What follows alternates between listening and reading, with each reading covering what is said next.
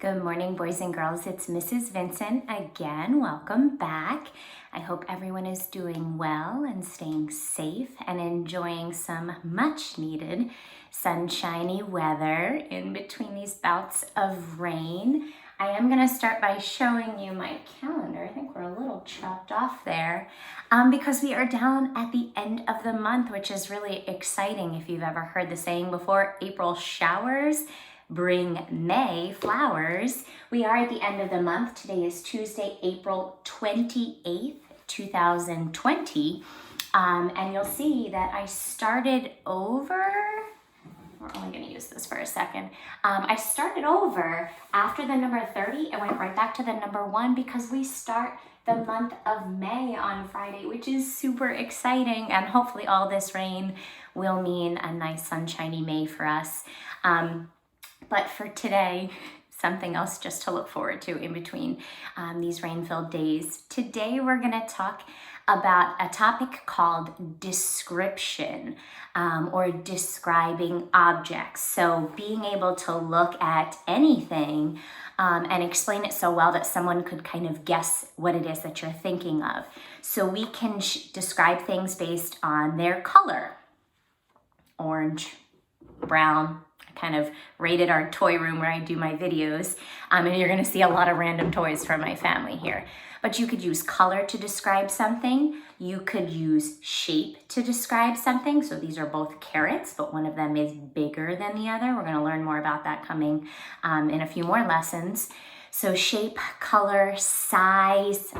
I threw in shape there. So this is one of our blocks that we build with. This is a rectangular prism. You could talk about the shape of an object. You could talk about like what it's used for. So this is a little toy teacup, but you could talk about the object inside of it, temperature. It might hold tea or coffee for some of your moms and dads. I snagged one of our pretend ice cream cones.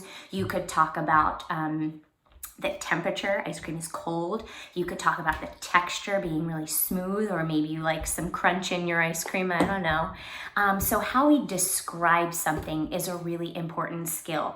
So I am going to use the book quite a bit today. So make sure that you're, if you've got headphones on, make sure your volume is up and that you can really hear so that you'll be able to answer on signal.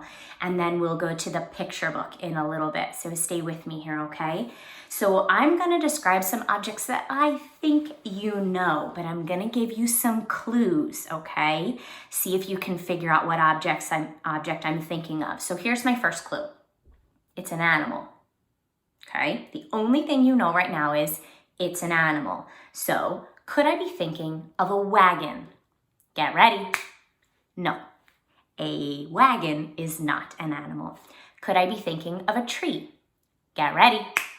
No, great job. Could I be thinking of a cow? Get ready. Yes, a cow. The only clue you know right now is it is an animal. So I haven't given you enough information. Right now, all you know is it's an animal. So here is clue number 2. You find it in a jungle. So I'm going to ask you what it is you know about my object. So remember, go back to the first clue I gave you. It's an animal. You find it in the jungle. So what do you know about my object? Get ready. Yes, it's an animal and you find it in a jungle. So is a monkey an animal and you find it in the jungle? Get ready. Yes. So could I be thinking of a monkey? Absolutely. Okay. Is an elephant an animal and you find it in the jungle? Get ready. Yes. So could I be thinking of an elephant? Absolutely. So again, I still haven't given you enough information to really narrow down what kind of animal I'm actually talking about. So remember, it's an animal. You find it in the jungle and it has a trunk.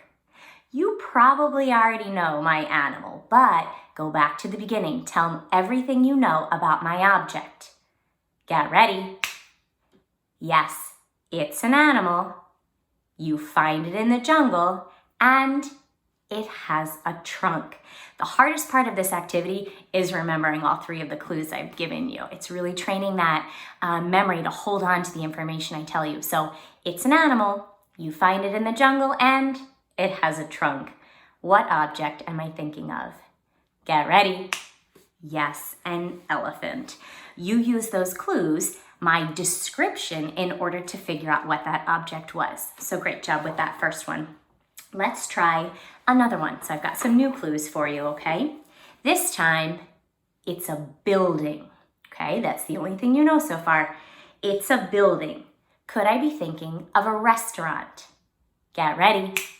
Yes, I could be. Could I be thinking of a tree? Get ready. No, a tree is not a building. Could I be thinking of a school? Get ready. Yes, I could be, okay? So, not enough information quite yet, so here's my second clue. Remember, it's a building and it has a lot of chairs. That's my second clue. It's a building, it has a lot of chairs. Tell me what you know about my object. Get ready. Yes, it's a building and it has a lot of chairs. So I'm going to give you some ideas. Could I be thinking of a movie theater? Remember, it's a building and it has a lot of chairs. Could I be thinking of a movie theater? Get ready. Yes, I could be. It is a building and it does have a lot of chairs. Is a grocery store something I could be thinking of? Get ready. No. Why can't I be thinking of a grocery store? Think about the two clues I told you. It's a building. It has a lot of chairs. Why couldn't I be thinking of a grocery store? Get ready. Yes, it doesn't have a lot of chairs. Okay. Could I be thinking of a school? Remember my two clues. It's a building. It has a lot of chairs. Could I be thinking of a school? Get ready. Absolutely, I could be. So again, not enough information quite yet. Remember, it's a building. It has a lot of chairs and you watch movies in it. Again, you probably know what I'm thinking of, but the first task is to remember all three of those things I told you. It's a building. It has a lot of chairs and you watch movies in it. Tell me everything you know about my object. Get ready. Yes, it's a building. It has a lot of chairs and you watch movies in it. What object am I thinking of? Get ready.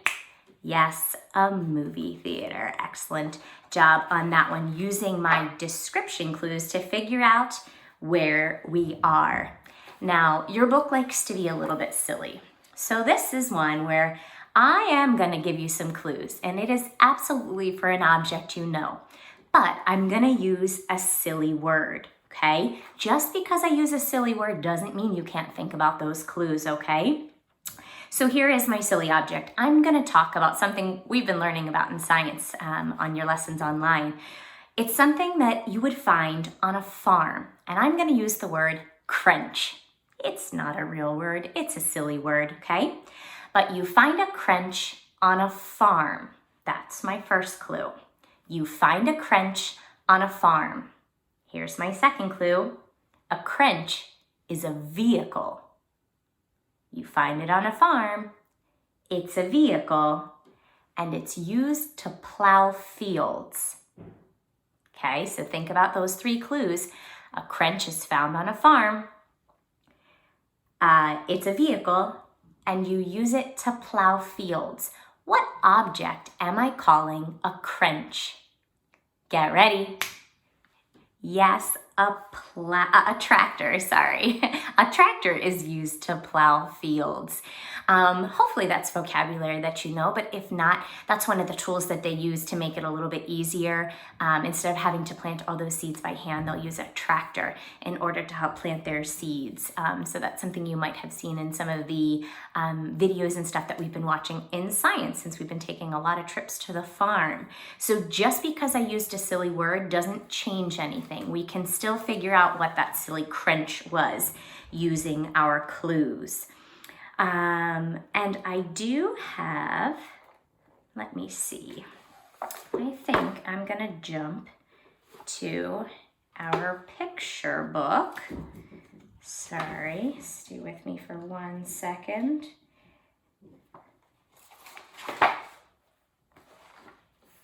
All right, I am gonna do that. I think you guys are just fine with it. Now I've got one last one for you. And this one is one where it's gonna seem like I'm showing you. It's a pretty similar looking picture. So I have some girls in front of me, but I'm gonna give some clues in order to figure out which girl I'm actually talking about, okay?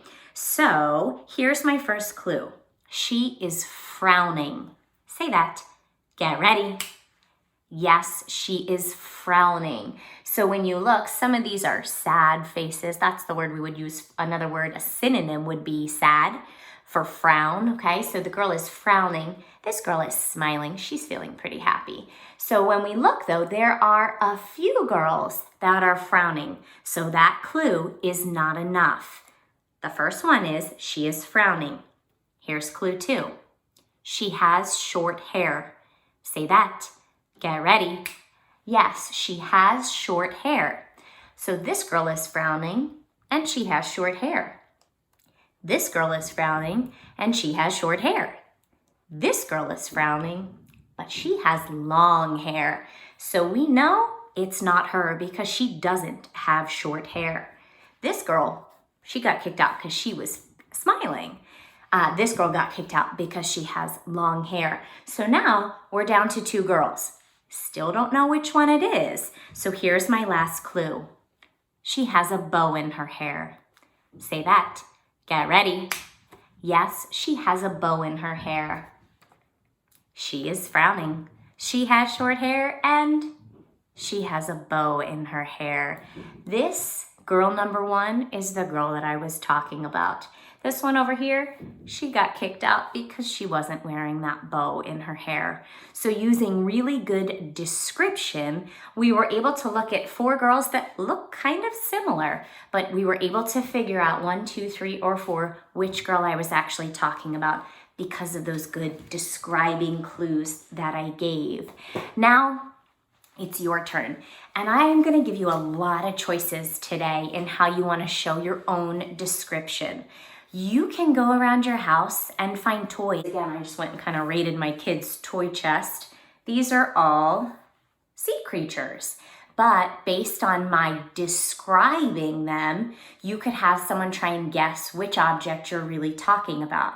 This also gives your kids the chance to pick out something that they really want to tell you about, you know? My kids, again, are really into dinosaurs. Eli was upstairs right now playing with dinosaurs. So have your kids pick out 3 toys of their own choice, and they can decide how they want to describe them to you. Now, the next one I'm gonna kind of give you, we have this game at home. It's gonna look a little bit silly, and it's probably set up for one of my kids. This is the game called Headbands, and you put little clues that are on the card. This one is a rocket. Now, if I didn't have the camera in front of me, I wouldn't be able to see it. So you need someone who's gonna describe that for you so you can try and guess the silly clue that's on your head. They also make this in electronic form. You might have something called Heads Up. Mom and Dad might have it on their phone. They also have free versions. If you want to search on your app store, they have free versions of that. They also, that one's a little tricky because you do have to be a reader friend. You can look for charades on the app store as well. Again, there are free versions as well. And it will just show your kids a picture kind of more similar to this so that they don't have to be a reader. They can just look at the picture and try and describe it for you. And if you get it right, you tilt your phone backwards. If you get it wrong, you tilt it forwards. I could have those reversed. Sorry if I'm incorrect on that one. Haven't played that one in a long time, but it's kind of up to you how you want to do that. I gave you some other options as well. Listed on the classwork activity, so make sure that you check them out. Remember, you only need to pick one. If you want to jot down a little note under the assignment, tell me what you did. Awesome, I'd love to see it or hear about it. If you take a picture, great, can't wait to see it. But more than anything, just make sure that you click that Mark is Done button, and that's how you get credit for completing the activity today. I know this was a lot of examples today, so I hope that y'all stuck with me. Sorry, this was a little bit of a longer video, but I hope everyone is doing well and staying safe, and choose one of these activities that's gonna be a fun one for you. And I hope I get to see and talk to you all soon. Until then, bye.